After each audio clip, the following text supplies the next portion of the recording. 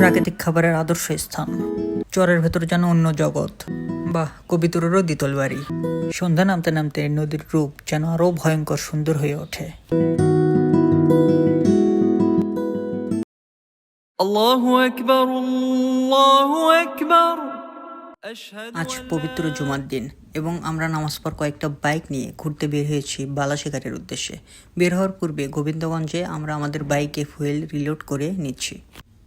গোবিন্দগঞ্জ থেকে বালাসীঘাটের দূরত্ব প্রায় 60 কিলোমিটার।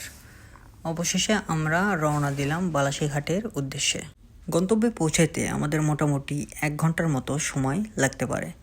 যাত্রাপথে আমরা বড়দহ ব্রিজের ওপর একটু ব্রেক দিয়েছিলাম, যা নাকাহাটের পূর্বে অবস্থিত। অবশেষে আমরা পৌঁছে গিয়েছি বালাসীঘাটে।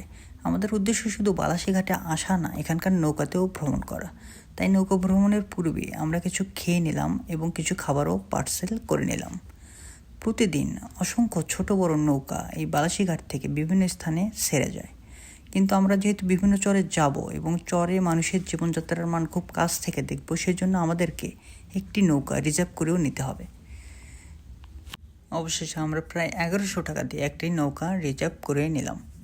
যে নৌকা নোঙ্গর থেকে এখন মাঝ নদীর দিকে যাত্রা শুরু করলো।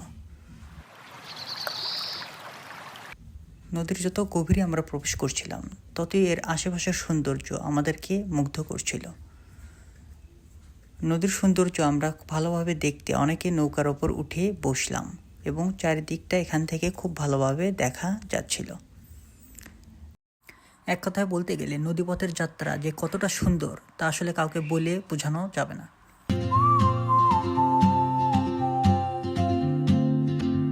She moves like a map with no borders, a whisper caught in the wind. দীর্ঘ যাত্রা পথে আমরা রোদের তীব্রতায় অনেকে ক্লান্ত হয়ে গেছিলাম, তাই নৌকার ছাউনিতে একটু জুড়িয়ে নেওয়ার পালা। দীর্ঘ প্রায় 1 ঘন্টা নৌকা যাত্রার পর অবশেষে আমরা প্রায় আমাদের গন্তব্যের কাছাকাছি। আর এটা হলো এখানকার সবচেয়ে বড় চর, বলতে গেলে গ্রাম, আর এটার নাম হলো কুন্দরপাড়া। আর আমরা এখন একে একে সবাই নৌকা থেকে নামছি এই কুন্দরপাড়া চরটি ঘুরে দেখতে। আর প্রবেশ করতেই চোখে পড়বে একটি বাজার, যেখানে প্রয়োজনীয় সমস্ত কিছুই পাওয়া যায়। খাবার জিনিস, কাঁচা বাজার, এমনকি বিনোদনেরও ব্যবস্থা এখানে রয়েছে। বলতে গেলে আশেপাশে চরাঞ্চলের সমস্ত মানুষই এখানে বাজার করে থাকে। বাজার থেকে বালির পথঘাট পেরিয়ে আমরা গ্রামের ভেতরে আরও প্রবেশ করলাম। প্রবেশ করতে আমাদের চোখে পড়ল এরকম অসংখ্য সবজির ক্ষের। বিভিন্ন প্রকার শাকসবজি তারা এখানে প্রচুর পরিমাণে উৎপাদন করে থাকে, যা তারা নিজেদের চাহিদা মেটানোর পাশাপাশি বাজারেও বিক্রি করে থাকে। গ্রামের ভেতর থেকে বেরিয়ে আমরা এখন গ্রামের পাশ দিয়ে প্রদক্ষিণ করছি। এক পাশে নদী এবং আর এক পাশে গ্রাম, সব মিলিয়ে এটা একটা অন্যরকম সুন্দর অনুভূতি। প্রথমে গ্রামের পশ্চিমে চোখে পড়ল একটি সরকারি প্রাথমিক বিদ্যালয়। বিদ্যালয়টি ছিল অত্যন্ত সুন্দর এবং অনেক কালারফুল। বিদ্যালয়ের পেছনে চোখে পড়ল কিছু সরকারি গ্রাহীণ প্রকল্প। আর এই প্রকল্পের ভেতরে প্রবেশ করতে আমরা দেখলাম কিছু ছেলেপেলে মাঠে ক্রিকেট খেলছে এবং তার অপর পাশেও ছিল একটি সুন্দর মসজিদ। গ্রামটি দেখার পর এখন আমাদের ফেরার পালা। ফেরার জন্য আমরা সবাই মোটামুটি নৌকায় উঠে পড়েছি। এখন ফেরার পথে পশ্চিম আকাশের হেলে পড়া সূর্য আমাদের যাত্রাপথকে আরও অসম্ভব সুন্দর করে তুলেছে, যা আসলে ভাষায় প্রকাশ করার মতো না।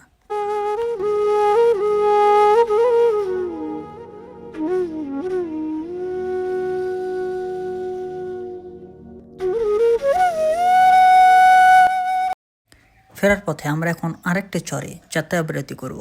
মূলত এই চরে জনমানুষের চাপ অত্যন্ত কম এবং প্রাকৃতিক সৌন্দর্যে ভরপুর। আমরা আবারও সবাই নৌকা থেকে নেমে পড়লাম এবার এই চরটি ঘুরে দেখার জন্য। অন্য চরের তুলনায় এই চরটি ছিল তুলনামূলক সবুজ এবং পাশে ছিল বিশাল বিশাল কাশফুলের বাগান। ঠিক তার মাঝে মাঝে ছড়ানো ছিটানো ছোট ছোট বাড়ি। মূলত এই চরাঞ্চলের মানুষগুলো এই বাড়িগুলোতে বসবাস করে থাকে। ভেতরে প্রবেশ করতে দেখলাম অসংখ্য গবাদি পশু এবং পাশে ছোট ছোট কবুতরের বাসা।